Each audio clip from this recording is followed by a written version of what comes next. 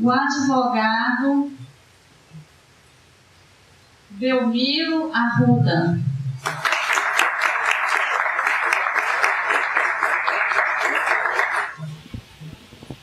Primeiramente, eu quero externar aqui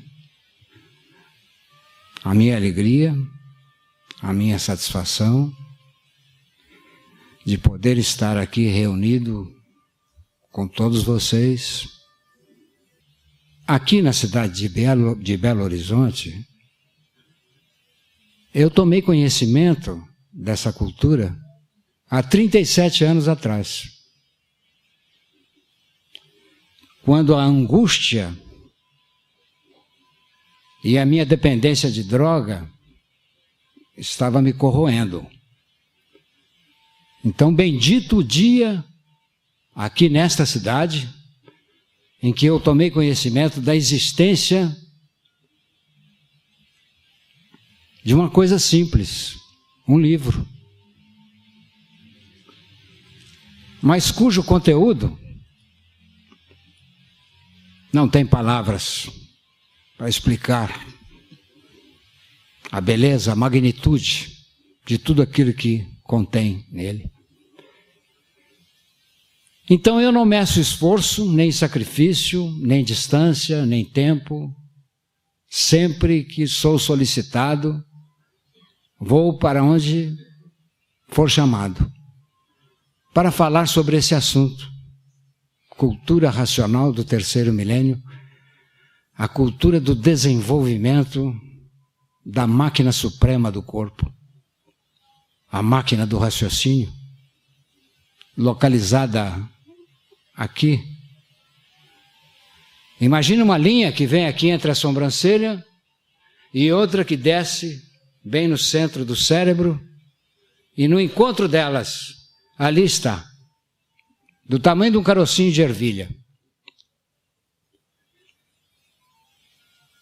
o ser racional, morando dentro desse corpo animal.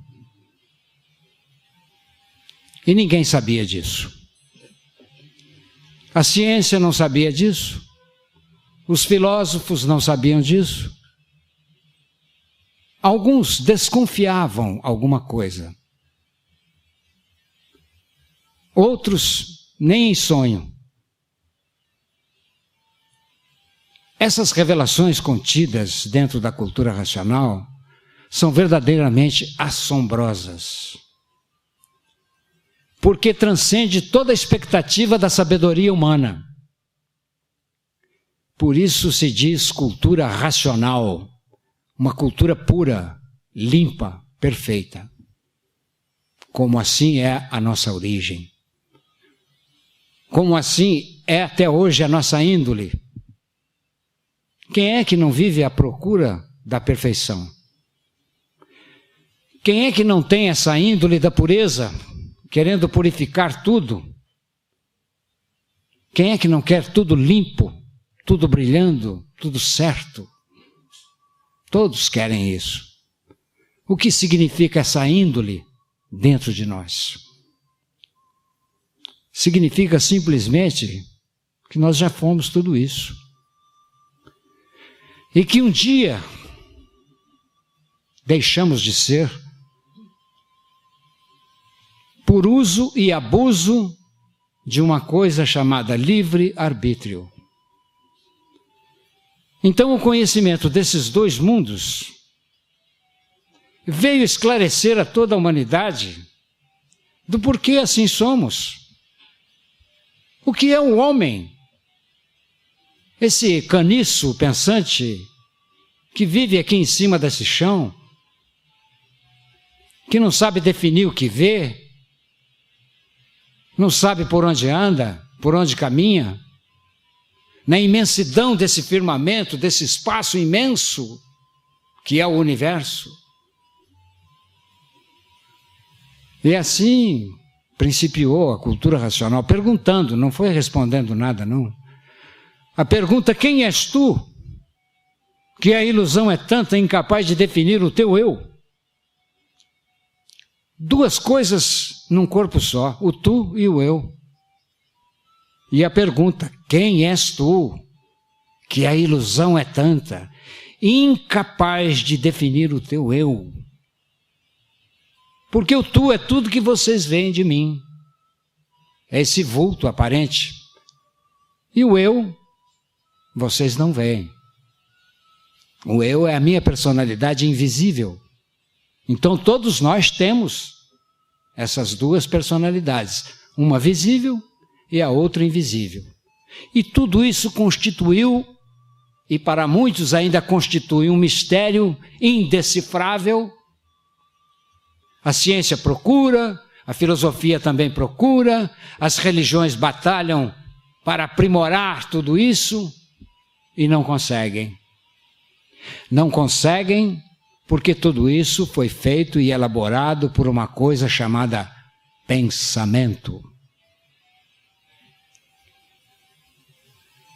O ser racional, ele está embrionado dentro do cérebro, ali no istmo do mesencéfalo.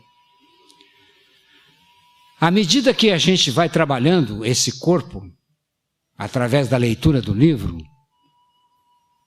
emana das páginas desse livro uma energia fortíssima, desconhecida da humanidade, a energia racional. Então o pensamento, por ser feito de eletricidade, elaborado pela eletricidade, desenvolvido por eletricidade, jamais poderia atingir o mundo racional, o primeiro mundo.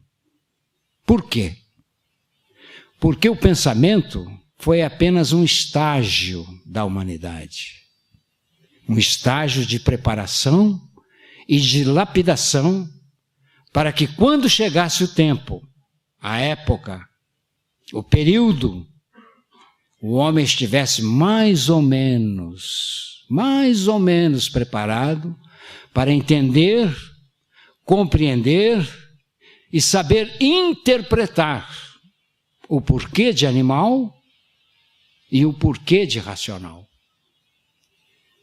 E hoje, através dessa cultura que surgiu aqui nesse país, no Brasil, nós temos a revelação dos dois mundos. O primeiro mundo, que é o mundo racional, que deu causa a este segundo mundo, porque não existe efeito sem causa. A todo efeito corresponde uma causa que produziu aquilo. Então, se existe esse mundo, é porque existe um outro. Se existe um filho, é natural que exista um pai. O filho é o efeito do pai.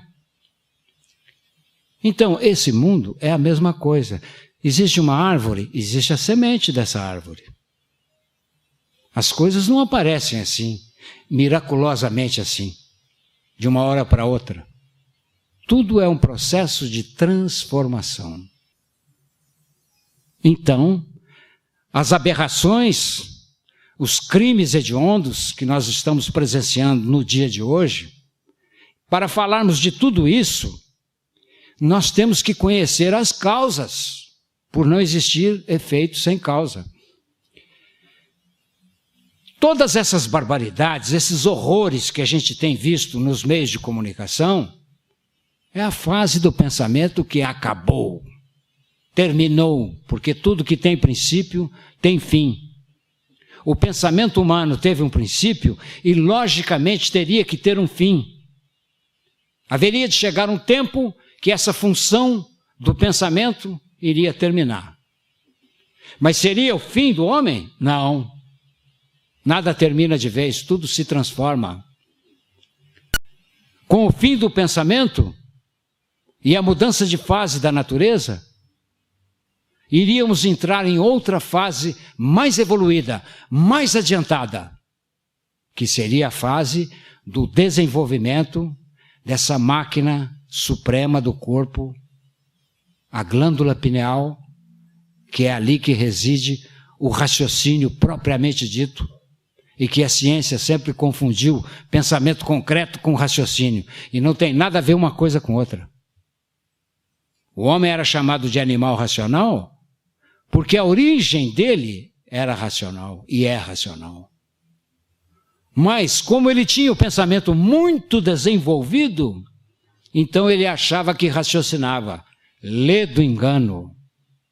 Essa função orgânica do cérebro humano ficou reservada e guardada para quando chegasse o tempo, a época, porque fruteira nenhuma dá fruto antes do tempo. E chegamos no tempo. No tempo, como o Fábio disse, há 75 anos que entrou a fase racional, e muitos ainda desconhecem isso e estão sofrendo as consequências gravíssimas desse desconhecimento. O Brasil é o berço da civilização do terceiro milênio, porque foi aqui que nasceu essa cultura totalmente diferenciada da cultura do pensamento, porque a cultura do pensamento, ela não se presta para fazer com que o homem se livre definitivamente dessas duas montanhas que o homem sempre teve pela frente: o sofrimento e a morte. Então o que acontece? Veio esse conhecimento, essa cultura, para resolver esse problema, eliminar de vez o sofrimento, seja ele de que espécie for, físico, moral ou financeiro, e eliminar de vez esse monstro, esse fantasma que nós chamamos de morte, que todos fogem dele e ela sempre do lado dele. Paradoxalmente, a morte está sempre conosco.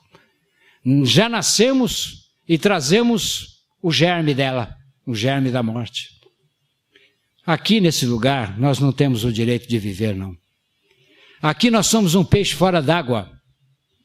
E um peixe fora d'água está fora do seu habitat natural, não tem o direito de viver. Um urso, aquele branco lá do Polo Norte, se trazido para cá, na região dos trópicos, vai morrer, está fora do estado natural dele. Então, como resolver tudo isso? Desenvolvendo aquilo que nós temos de melhor em nós, que ficou para ser desenvolvido agora. Na nossa geração, no nosso tempo. Isso não é para amanhã, nem para o futuro, não, é para hoje, é para agora. Porque todos têm a máquina do raciocínio no cérebro. Eu estou aqui falando para vocês por um dever cívico de solidariedade humana. Porque quem é racional age dentro dos princípios humanos. E é somente dentro desses princípios é que nós vamos encontrar a paz, o amor, a fraternidade e a concórdia universal. Todos concordando com todos. Todos unidos, reunidos, todos os povos, todas as nações unidas, acabando esses preconceitos, essas diferenças. Ficamos assim, do jeito que somos, porque ficamos deformados, degenerados daquilo que éramos. Mas por quê? Vocês vão conhecer tudo no livro. Essa cultura que está estandartizada e oficializada pelo mundo, ela está falida. Não resolve nada para ninguém. Todos lutando, lançando mão de recursos aí, de dinheiro, disso, daquilo, e nada. A coisa só vai piorando, multiplicando essas pioras cada vez mais. Poluição, doenças, desentendimentos, barbaridades, horrores, estupros, roubalheira, terrorismo, guerras, mortandade. Eu vou parar por aqui, logo depois vocês poderão fazer perguntas, mas eu quero passar agora a palavra para a doutora Jo, que ela vai explicar mais coisas para vocês. Muito obrigado pela atenção de todos. Tchau.